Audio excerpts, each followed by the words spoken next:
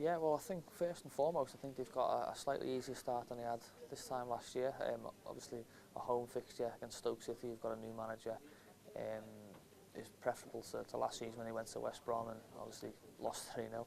A home fixture is always what a team would want on the opening day. A away trip to Aston Villa the week after as well is not the most daunting of trips that they could have had. I mean, last season they followed it up with a home game against Manchester City, and then they had Arsenal, they had Manchester United before the end of September, so they had a few tough games, and I'm sure it contributed to the fact that they didn't win any of the first 5 last season.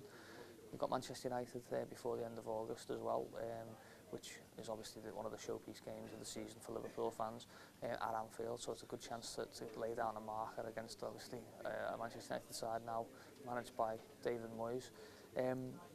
Going later into the months, I mean, it's not the most difficult start on paper. I mean, fixtures on paper obviously are different to fixtures played in real life, but it's not the most difficult to start. And Liverpool have traditionally in the last few years have not got off to the greatest of starts, so I think it's important that if they are to do something for this season, I think they get off to a strong start, and they should be able to do that.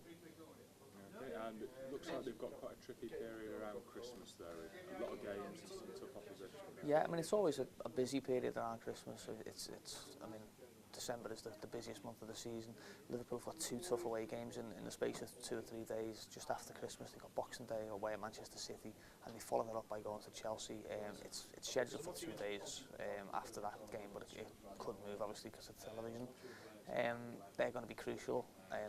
They follow up later in the year as well, both at home, so those two periods could be pivotal if you can get 6 points, or you could end up with 0. Obviously, they've got Hull at home on New Year's Day, which is a good chance to bring in the new year with a bang, and obviously the Merseyside derbies as well, which is something that every fan looks for when the fixtures come out. The first one is Goodison in November on the 23rd, which is actually a statistical quirk there. It's the 11th season in a row that the first derby of the season has been at Goodison, which is unusual. It used to be alternating year upon year, and I would like to know actually why that has been the case.